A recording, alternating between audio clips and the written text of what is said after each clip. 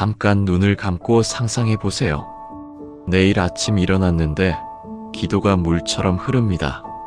말씀이 저절로 입에서 나옵니다. 하나님의 임재가 생생하게 느껴집니다. 불가능한 이야기일까요? 아닙니다. 오늘 제가 알려드릴 7가지 말씀으로 가능합니다. 여러분, 기도에 집중하지 못해서 고민하신 적 있으신가요? 무릎을 꿇었는데 머리는 온갖 생각으로 가득합니다. 장 봐야 할 것들, 내일 약속, 자녀 걱정, 경제 문제. 기도하려고 했는데 어느새 딴 생각에 빠져 있습니다. 10분이 지나도 한마디 기도도 제대로 못 올렸습니다. 그래서 더 죄책감이 듭니다. 나는 왜 이렇게 기도도 제대로 못할까? 다른 사람들은 다 잘하는 것 같은데 나만 안 되는 것 같습니다. 사랑하는 여러분, 여러분만 그런 게 아닙니다. 저도 목사지만 솔직히 고백하겠습니다. 기도가 막힐 때가 있습니다. 집중이 안 될 때가 있습니다. 그럴 때마다 제가 붙잡는 것이 있습니다. 바로 짧고 강력한 성경 말씀입니다. 긴 기도가 아니라 단 한 문장의 말씀입니다. 그 말씀을 반복하면 놀라운 일이 일어납니다. 잡념이 사라집니다. 마음이 고요해집니다. 하나님의 임재가 느껴집니다. 오늘 저는 여러분께 그런 7가지 말씀을 나누려 합니다. 모두 성경에 나오는 짧지만 강력한 기도들입니다. 각 말씀마다 어떻게 반복하면 되는지 구체적으로 알려드리겠습니다. 실제로 이 말씀들로 기도 생활이 완전히 바뀐 분들의 간증도 함께 나누겠습니다. 이 영상을 끝까지 보시면 여러분의 기도 생활이 달라질 것입니다. 기도가 더 이상 부담이 아니라 기쁨이 될 것입니다. 자, 그럼 지금 바로 시작하겠습니다. 첫 번째 말씀으로 들어가겠습니다. 첫 번째, 주여, 나를 구원하소서. 여러분, 기도를 막는 가장 큰 장벽이 무엇인지 아십니까? 완벽한 문장을 만들려고 애쓰는 것입니다. 어떻게 시작해야 하나? 무슨 말을 해야 하나? 감사부터 할까? 회개부터 할까? 생각이 복잡해지면서 결국 한마디도 못하고 일어서게 됩니다. 그런데 성경을 보면 놀라운 장면이 있습니다. 베드로가 물 위를 걷다가 파도를 보고 빠져들 때 한 기도 말입니다. 마태복음 14장 30절입니다. 바람을 보고 무서워 빠져가는지라 소리질러 이르되 주여 나를 구원하소서 하니, 베드로는 그 순간 신학적으로 완벽한 기도를 만들 여유가 없었습니다. 기도의 순서를 고민할 시간도 없었습니다. 몸이 물속으로 가라앉고 있었으니까요. 그가 할 수 있는 것은 단 한마디였습니다. 주여 나를 구원하소서. 5단어의 짧은 부르짖음이었습니다. 그런데 31절을 보세요. 예수께서 즉시 손을 내밀어 그를 붙잡으시며, 즉시입니다. 베드로의 짧은 기도에 예수님이 즉시 반응하셨습니다. 이 말씀이 우리에게 주는 교훈이 무엇입니까? 기도는 길이가 아니라 진심이라는 것입니다. 화려함이 아니라 절박함이라는 것입니다. 완벽함이 아니라 정직함이라는 것입니다. 베드로의 이 기도는 우리에게 자유를 줍니다. 복잡하게 생각하지 않아도 된다는 자유입니다. 여러분도 지금 영적으로 빠져들고 있습니까? 무슨 말을 해야 할지 모르겠습니까? 그럼 베드로처럼 외치세요. 주여 나를 구원하소서. 이 한마디로 충분합니다. 작년에 한 권사님을 만났습니다. 김은혜 권사님, 58세, 부산에 사시는 분이었습니다. 남편이 갑자기 사업에 실패하면서 3억 원의 빚을 지게 되었습니다. 하루아침에 집도 잃고 전세로 이사를 가야 했습니다. 25년 동안 살던 집이었습니다. 권사님은 그 충격으로 우울증이 왔습니다. 교회는 나갔지만 기도가 되지 않았다고 합니다.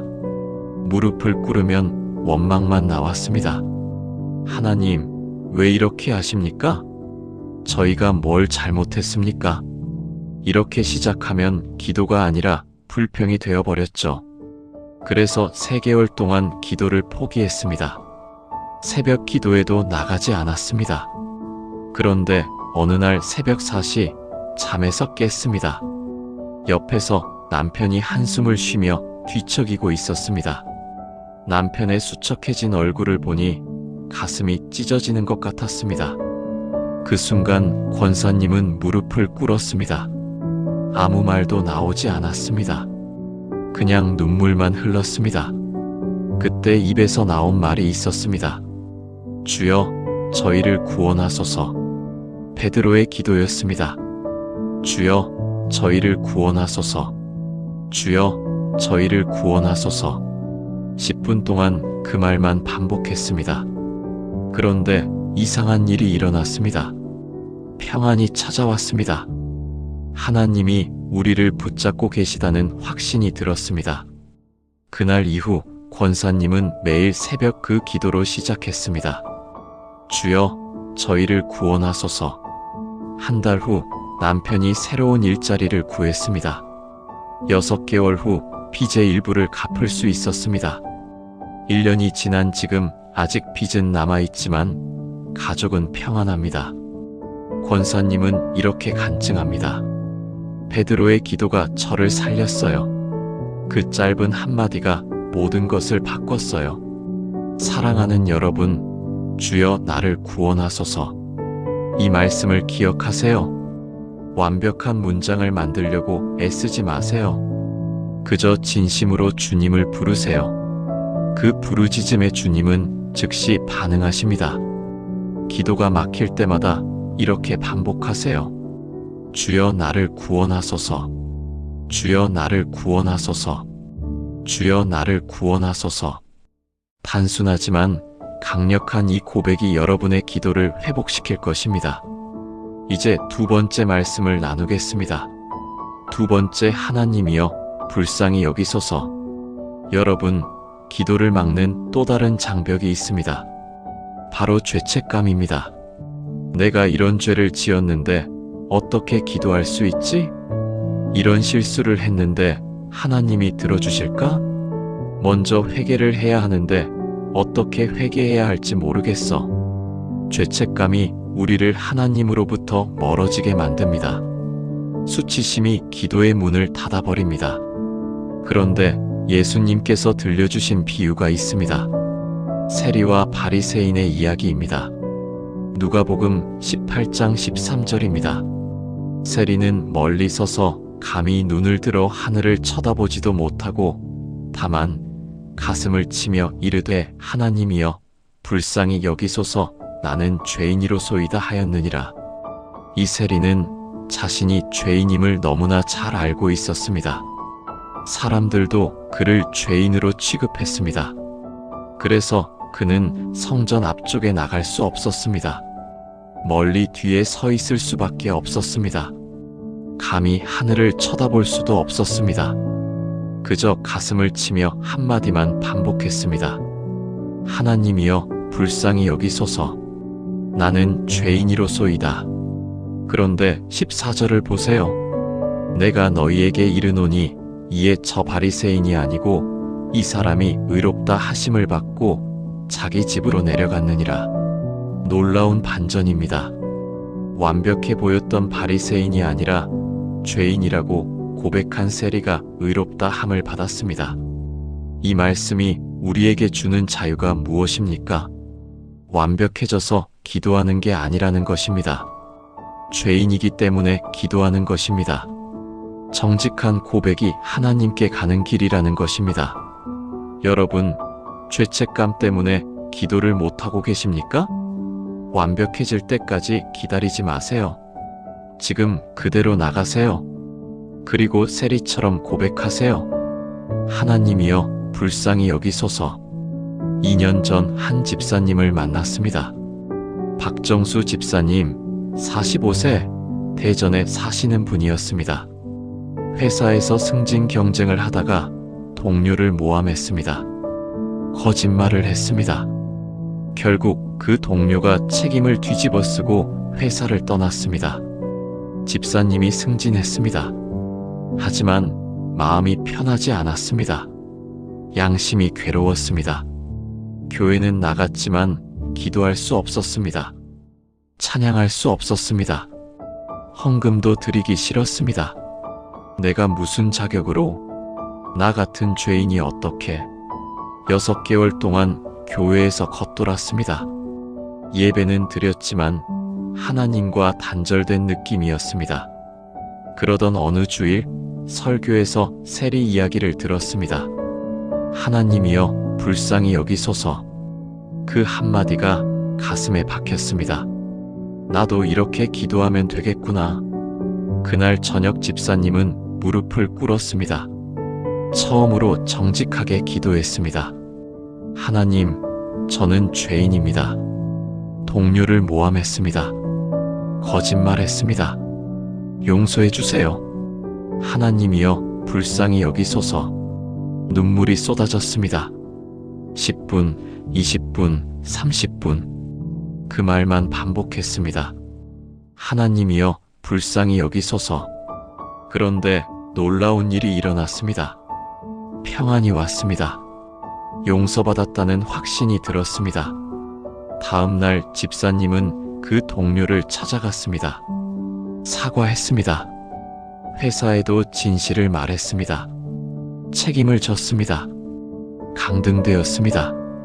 하지만 마음은 자유로워졌습니다. 지금 집사님은 회복된 신앙으로 주님을 섬기고 있습니다. 집사님은 이렇게 간증합니다.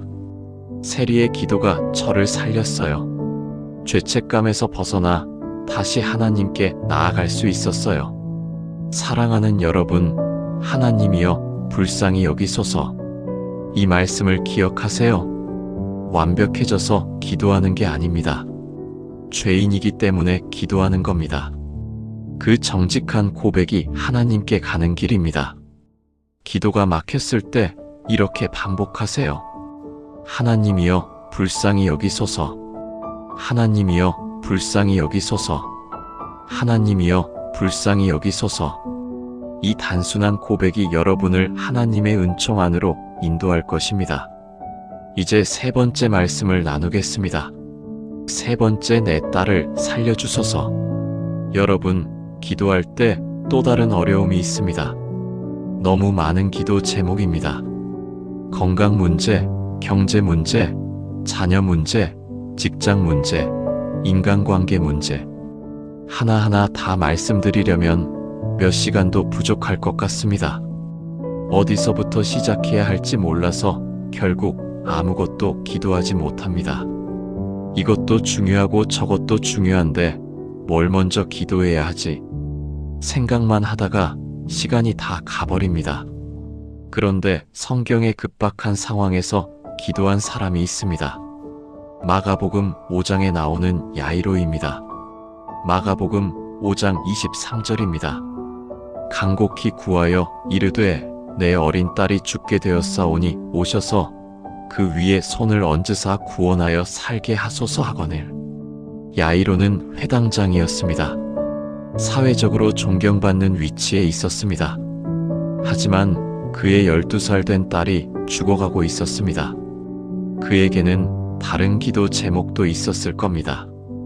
회당 운영에 어려움도 있었을 것이고 경제적 걱정도 있었을 것입니다. 하지만 그 순간 그에게 중요한 것은 딱 하나였습니다. 딸의 생명이었습니다. 그래서 그는 예수님 앞에 엎드려 간곡히 구했습니다. 내 딸을 살려주소서. 다른 것은 언급하지 않았습니다. 오직 한 가지만 구했습니다. 그 절박한 간구에 예수님은 반응하셨습니다.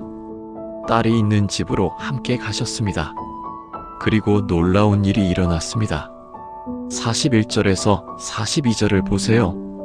그 아이의 손을 잡고 이르시되 달리다굼 하시니 번역하면 곧 내가 내게 말하노니 소녀야 일어나라 하심이라. 소녀가 곧 일어나 걸으니 죽었던 딸이 살아났습니다.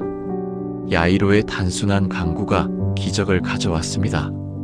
이 말씀이 우리에게 주는 교훈이 무엇입니까? 모든 것을 다 나열할 필요가 없다는 것입니다. 가장 절박한 것 하나만 구해도 된다는 것입니다. 하나님은 우리의 모든 필요를 아십니다. 여러분, 지금 가장 절박한 것이 무엇입니까? 복잡하게 생각하지 마세요. 그 한 가지만 구하세요. 주님, 이것을 살려주소서. 2년 전 한 권사님을 만났습니다. 이숙자 권사님, 54세, 대구에 사시는 분이었습니다. 아들이 대학교 4학년이었는데 갑자기 학교를 그만두겠다고 했습니다. 취업도 포기하고 게임만 한다고 했습니다. 방에만 틀어박혀 나오지 않았습니다. 권사님은 충격을 받았습니다.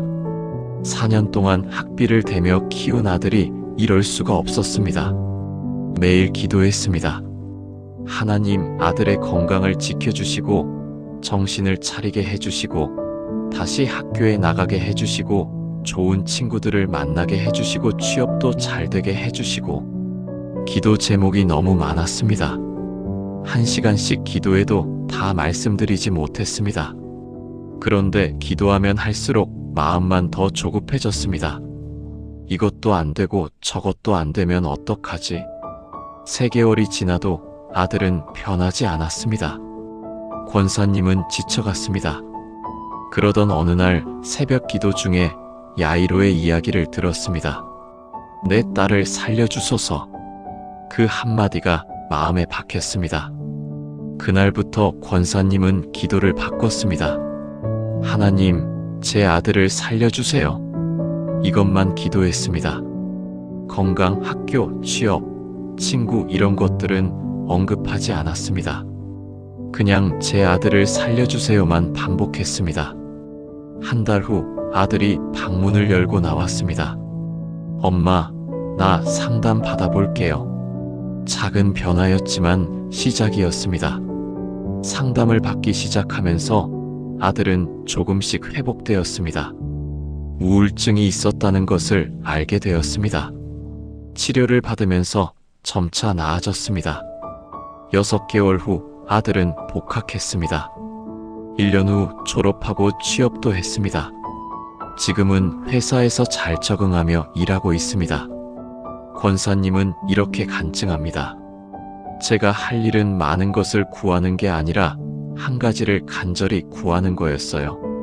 제 아들을 살려주세요. 이것만으로 충분했어요. 사랑하는 여러분, 내 딸을 살려주소서. 이 말씀을 기억하세요. 모든 것을 다 나열하지 마세요. 가장 절박한 것 하나만 구하세요. 하나님은 그 간절함을 아시고 응답하십니다. 기도가 복잡할 때 이렇게 단순하게 반복하세요. 주님, 이것을 살려주소서. 주님, 이것을 살려주소서. 주님, 이것을 살려주소서. 이 간절한 간구가 하나님의 마음을 움직일 것입니다. 이제 4번째 말씀을 나누겠습니다. 4번째, 여호와여 응답하옵소서. 여러분, 기도할 때 또 다른 어려움이 있습니다. 오랫동안 기도해도 응답이 없을 때입니다. 내 기도를 하나님이 정말 들으시나? 이렇게 계속 기도해도 되는 건가? 의심이 들기 시작합니다. 믿음이 흔들립니다. 그래서 기도를 포기하게 됩니다. 그런데 성경에 담대하게 응답을 구한 사람이 있습니다. 열왕기상 18장에 나오는 엘리야입니다. 열왕기상 18장 37절입니다. 여호와여 내게 응답하옵소서. 내게 응답하옵소서. 이 백성에게 주 여호와는 하나님이신 것과 주께서 그들의 마음을 되돌이키심을 알게 하옵소서. 엘리야는 갈멜산에서 바알 선지자 450명과 대결하고 있었습니다. 바알 선지자들은 아침부터 저녁까지 기도했지만 아무 응답이 없었습니다. 이제 엘리야의 차례였습니다. 많은 사람들이 지켜보고 있었습니다. 실패하면 엘리야도 죽을 상황이었습니다. 엘리야는 어떻게 기도했습니까? 여호와여 내게 응답하옵소서. 담대하게 응답을 구했습니다. 한 번이 아니라 2번 반복했습니다. 내게 응답하옵소서. 내게 응답하옵소서. 이것은 의심 없는 확신의 기도였습니다. 하나님이 반드시 들으신다는 믿음의 기도였습니다. 38절을 보세요. 이에 여호와의 불이 내려서 번제물과 나무와 돌과 흙을 태우고 또 도랑의 물을 합쳤더라. 놀라운 응답이 있었습니다. 하늘에서 불이 내려왔습니다. 엘리야의 담대한 기도가 하늘을 움직였습니다. 이 말씀이 우리에게 주는 확신이 무엇입니까? 하나님은 우리 기도에 응답하신다는 것입니다. 의심하지 말고 담대하게 구하라는 것입니다. 반복해서 구해도 된다는 것입니다. 여러분, 오랫동안 기도했는데 응답이 없습니까? 포기하지 마세요. 더 담대하게 구하세요. 여호와여 응답하옵소서. 4년 전 한 집사님을 만났습니다. 최영호 집사님, 48세, 인천에서 식당을 운영하시는 분이었습니다. 코로나19 때문에 식당이 어려워졌습니다. 손님이 끊기고 매출이 70% 이상 떨어졌습니다. 임대료는 계속 나가고 직원 급여도 줘야 했습니다. 빚이 쌓여갔습니다. 집사님은 매일 새벽 기도했습니다. 하나님 도와주세요. 식당을 살려주세요. 6개월, 1년 반이 지났습니다. 상황은 나아지지 않았습니다. 오히려 더 어려워졌습니다. 집사님은 지쳐갔습니다. 하나님이 정말 내 기도를 들으시나? 응답이 없는 것 같은데. 기도를 포기하려는 순간이 여러 번 있었습니다. 그러던 어느 날 새벽 기도 설교에서 엘리야 이야기를 들었습니다. 여호와여 내게 응답하옵소서. 그 한마디가 마음에 박혔습니다. 나도 담대하게 응답을 구해야겠다. 그날부터 집사님은 기도를 바꿨습니다. 여호와여 내게 응답하옵소서. 의심하지 않고 확신 있게 기도했습니다. 주님은 갈멜산에서 불로 응답하셨습니다. 저에게도 응답해 주세요. 2달 후 놀라운 일이 일어났습니다. 한 단체에서 연락이 왔습니다. 매일 점심 도시락 200개를 주문하고 싶다는 것이었습니다. 3개월 계약이었는데 6개월로 연장되었고 지금까지 계속되고 있습니다. 그 주문 덕분에 식당이 살아났습니다. 빚도 갚기 시작했습니다. 집사님은 이렇게 간증합니다. 포기하지 않고 담대하게 응답을 구한 것이 응답을 가져왔어요. 하나님은 반드시 들으세요. 사랑하는 여러분, 여호와여 응답하옵소서. 이 말씀을 기억하세요. 의심하지 말고 담대하게 구하세요. 하나님은 반드시 응답하십니다. 오랫동안 기도했지만 응답이 보이지 않을 때 이렇게 반복하세요. 여호와여 응답하옵소서. 여호와여 응답하옵소서. 여호와여 응답하옵소서. 이 담대한 간구가 하늘 문을 여는 열쇠가 될 것입니다. 이제 5번째 말씀을 나누겠습니다. 5번째 아버지의 원대로 하옵소서. 여러분, 기도할 때 가장 두려운 순간이 언제인지 아십니까? 내 뜻과 하나님의 뜻이 다를까봐 두려울 때입니다. 내가 원하는 대로 기도했는데 하나님이 아니라고 하시면 어떡하지? 이렇게 간절히 구했는데 안 되면 내 믿음이 부족한 건가? 이런 두려움이 기도를 막습니다. 차라리 기도하지 않는 게 나을 것 같습니다. 그런데 예수님께서 가장 고통스러운 순간에 하신 기도가 있습니다. 마태복음 26장 39절입니다. 조금 나아가서 얼굴을 땅에 대시고 엎드려 기도하여 이르시되 내 아버지여 만일 할만하시거든 이 잔을 내게서 지나가게 하옵소서. 그러나 나의 원대로 마시옵고 아버지의 원대로 하옵소서. 겟세마네 동산이었습니다. 십자가를 앞두고 계셨습니다. 예수님도 인간으로서 그 고통을 피하고 싶으셨습니다. 이 잔을 내게서 지나가게 하옵소서. 솔직한 마음을 표현하셨습니다. 하지만 그 다음 문장이 중요합니다. 그러나 나의 원대로 마시옵고 아버지의 원대로 하옵소서. 자신의 뜻을 내려놓으셨습니다. 아버지의 뜻에 순복하셨습니다. 이것이 가장 성숙한 기도의 모습입니다. 내 바람을 솔직히 말하되 최종적으로는 하나님의 뜻에 맡기는 것입니다. 이 기도가 우리에게 주는 자유가 무엇입니까? 우리는 솔직하게 우리의 바람을 말할 수 있다는 것입니다. 하지만 결과는 하나님께 맡길 수 있다는 것입니다. 그러면 응답이 예여도 감사하고 아니오여도 감사할 수 있습니다.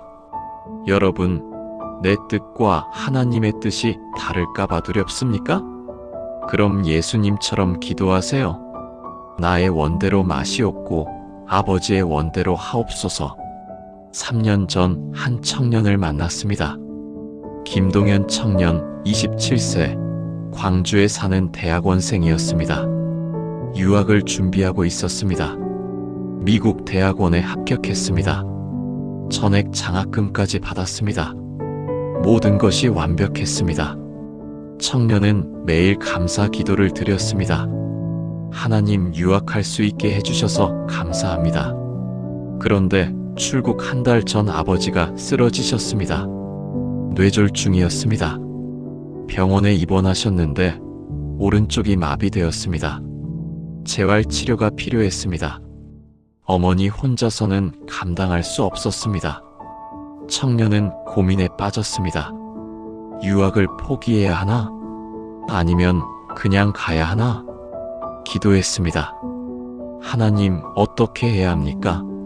하지만 확신이 서지 않았습니다. 유학을 가고 싶은 마음이 너무 컸습니다. 하지만 아버지를 두고 갈 수 없었습니다. 2주 동안 잠을 잘 수 없었습니다. 그러던 어느 날 병원 복도에서 무릎을 꿇었습니다. 하나님, 저는 유학을 가고 싶습니다. 그게 제 꿈이었습니다. 하지만 아버지도 돌봐야 합니다. 어떻게 해야 할지 모르겠습니다. 그때 입에서 나온 말이 있었습니다. 나의 원대로 마시옵고 아버지의 원대로 하옵소서. 예수님의 기도였습니다. 하나님, 제 뜻을 내려놓습니다. 아버지의 뜻대로 하소서. 눈물이 쏟아졌습니다. 그런데 평안이 왔습니다. 결정을 내렸습니다. 유학을 1년 미루기로 했습니다. 아버지를 돌보기로 했습니다. 학교의 사정을 설명했더니 1년 입학을 연기해줬습니다. 장학금도 유지되었습니다. 1년 동안 아버지를 돌봤습니다. 재활 치료를 도왔습니다.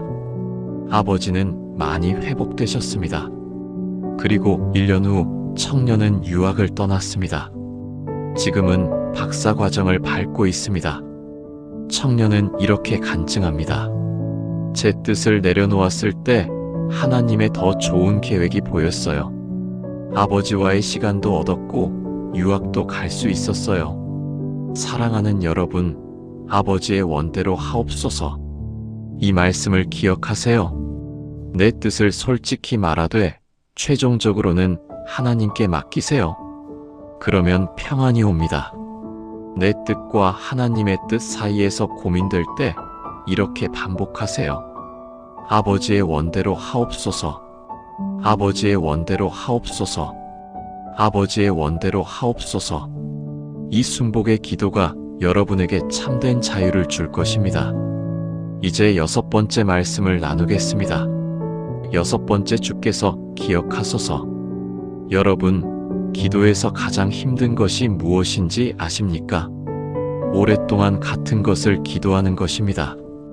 1년, 2년, 3년 같은 문제로 기도합니다. 변하지 않습니다. 지쳐갑니다. 하나님이 정말 내 기도를 기억하시나?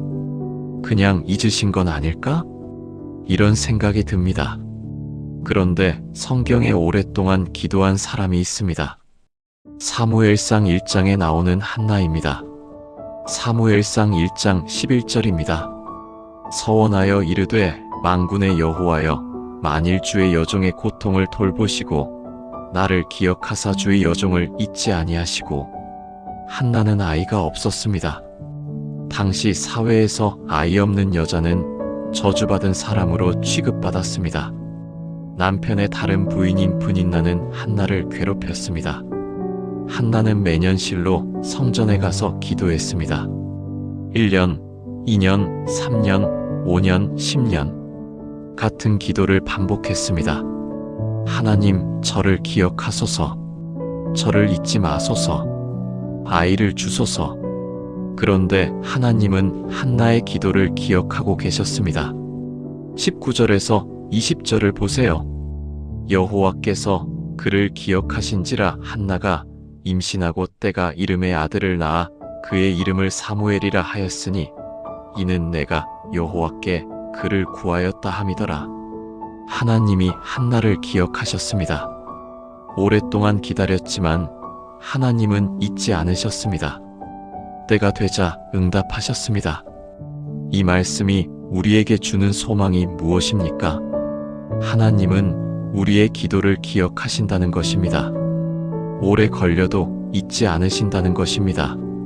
때가 되면 반드시 응답하신다는 것입니다.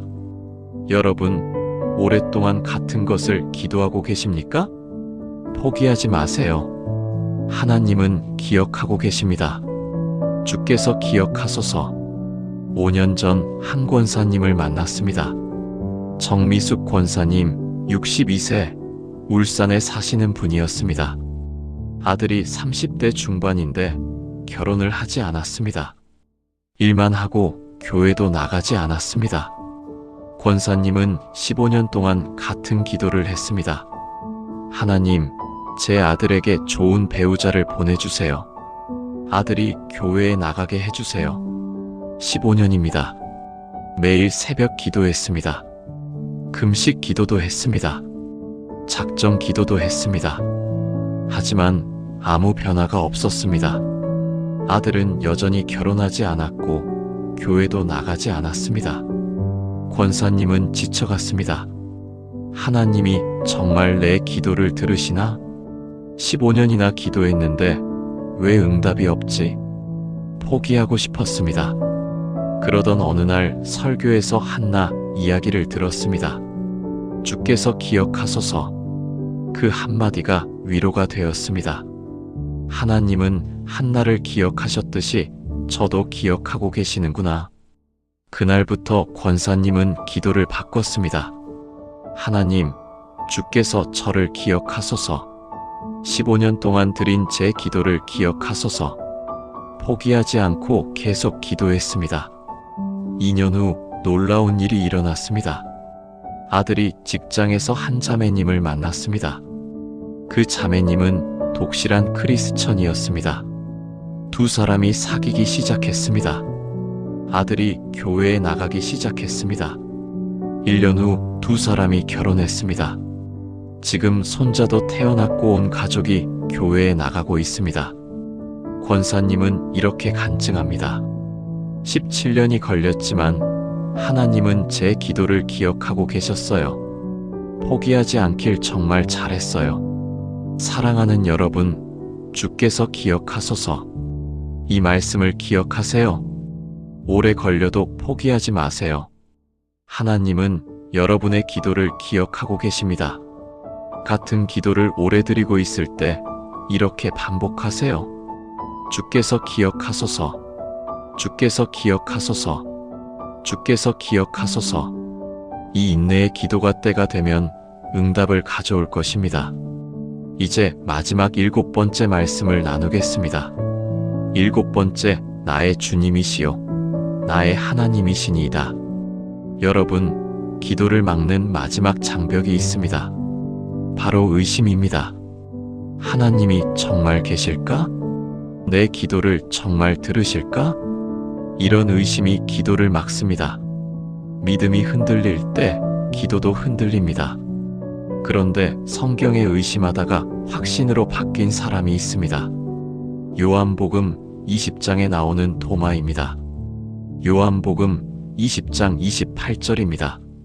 도마가 대답하여 이르되 나의 주님이시요 나의 하나님이시니이다. 도마는 의심이 많았습니다. 예수님이 부활하셨다는 소식을 들었을 때도 믿지 못했습니다. 내가 그의 손의 못자국을 보며 내 손가락을 그 못자국에 넣으며 내 손을 그 옆구리에 넣어보지 않고는 믿지 아니하겠노라. 직접 확인하기 전까지는 믿을 수 없다고 했습니다. 그런데 예수님이 도마에게 나타나셨습니다. 내 손가락을 이리 내밀어 내 손을 보고 내 손을 내밀어 내 옆구리에 넣어보라. 도마는 그 순간 모든 의심이 사라졌습니다. 그리고 고백했습니다. 나의 주님이시요 나의 하나님이시니이다. 이것은 의심에서 확신으로의 전환이었습니다. 머리의 알매서 가슴의 고백으로의 변화였습니다. 이 고백이 우리에게 주는 힘이 무엇입니까? 의심이 들어도 고백으로 확신을 만들 수 있다는 것입니다. 믿음은 느낌이 아니라 고백이라는 것입니다. 선언이 우리의 믿음을 강하게 만든다는 것입니다. 여러분, 의심이 들 때가 있습니까? 그럴 때 도마처럼 고백하세요. 나의 주님이시요 나의 하나님이시니이다. 1년 전 한 청년을 만났습니다. 박준영 청년 29세, 서울에서 IT 회사에 다니는 분이었습니다. 교회는 나갔지만 믿음이 없었습니다. 부모님이 교회를 다녀서 따라 나갔을 뿐이었습니다. 하나님이 정말 계신지 확신이 없었습니다. 기도도 형식적이었습니다. 그러던 중 회사에서 큰 프로젝트를 맡게 되었습니다. 실패하면 해고될 수도 있는 프로젝트였습니다. 청년은 두려웠습니다. 이제까지 한 번도 제대로 기도해 본 적이 없었지만 그날 밤 무릎을 꿇었습니다. 하나님, 정말 계세요? 제 기도를 들으세요? 솔직히 확신이 없습니다. 하지만 도와주세요. 그때 어디선가 들었던 말씀이 생각났습니다. 나의 주님이시요 나의 하나님이시니이다. 도마의 고백이었습니다. 청년은 그 말을 따라 했습니다. 처음엔 어색했습니다. 하지만 계속 반복하니까 뭔가 느껴지기 시작했습니다. 나의 주님이시요 나의 하나님이시니이다. 평안이 찾아왔습니다. 그날 이후 청년은 매일 그렇게 기도했습니다. 프로젝트를 시작하기 전 나의 주님이시요 나의 하나님이시니이다. 어려운 일을 만날 때마다 나의 주님이시요 나의 하나님이시니이다. 3개월 후 프로젝트를 성공적으로 마쳤습니다. 회사에서 인정받았습니다. 승진도 했습니다. 하지만 더 큰 변화는 마음이었습니다. 의심이 믿음으로 바뀌었습니다. 청년은 이제 진짜로 교회에 나갑니다. 기도도 합니다. 청년은 이렇게 간증합니다. 저는 도마 같은 사람이었어요. 하지만 도마의 고백이 저를 믿음으로 이끌었어요. 사랑하는 여러분, 나의 주님이시요 나의 하나님이시니이다. 이 말씀을 기억하세요. 의심이 들어도 이 고백을 선포하세요. 의심이 확신으로 바뀔 것입니다. 믿음이 흔들릴 때 이렇게 반복하세요. 나의 주님이시요 나의 하나님이시니이다. 나의 주님이시요 나의 하나님이시니이다. 나의 주님이시요 나의 하나님이시니이다. 이 확신의 고백이 여러분의 믿음을 견고하게 만들 것입니다. 사랑하는 여러분, 지금까지 기도에 집중하지 못할 때 기억해야 할 7가지 말씀을 나누었습니다. 첫째, 베드로의 기도. 주여 나를 구원하소서. 둘째, 세리의 기도. 하나님이여 불쌍히 여기소서. 셋째, 야이로의 기도. 내 딸을 살려주소서. 넷째, 엘리야의 기도. 여호와여 응답하옵소서. 다섯째, 예수님의 기도. 아버지의 원대로 하옵소서. 여섯째, 한나의 기도. 주께서 기억하소서. 일곱째, 도마의 고백. 나의 주님이시요 나의 하나님이시니이다. 이 7가지는 모두 성경에 나오는 실제 기도들입니다. 완벽한 문장이 아니었습니다. 신학적으로 화려하지도 않았습니다. 하지만 이 짧은 기도들이 하늘을 움직였습니다. 왜일까요? 진심이 담겨 있었기 때문입니다. 절박함이 있었기 때문입니다. 정직함이 있었기 때문입니다. 여러분, 더 이상 복잡하게 생각하지 마세요. 더 이상 유창한 기도를 하려고 애쓰지 마세요. 더 이상 긴 기도를 하려고 부담 갖지 마세요. 단순하게, 정직하게, 확신 있게 기도하세요. 오늘부터 여러분의 기도 생활이 달라질 것입니다. 물에 빠지는 것 같을 때 주여 나를 구원하소서. 죄책감이 들 때 하나님이여 불쌍히 여기소서. 절박한 것이 있을 때 내 딸을 살려주소서. 오래 기도했는데 응답이 없을 때 여호와여 응답하옵소서. 내 뜻과 하나님의 뜻이 다를 것 같을 때 아버지의 원대로 하옵소서. 오랫동안 같은 문제로 기도할 때 주께서 기억하소서. 의심이 들 때 나의 주님이시요 나의 하나님이시니이다. 이 7가지 말씀만 기억하면 됩니다. 이것으로 충분합니다. 하나님은 여러분의 짧은 기도를 기뻐하시고 들으십니다.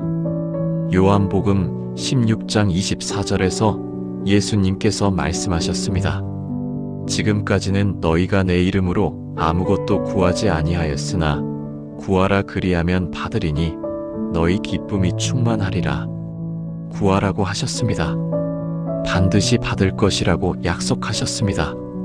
여러분의 기도는 반드시 하늘에 닿습니다. 하나님은 반드시 응답하십니다. 때가 되면 이루어질 것입니다.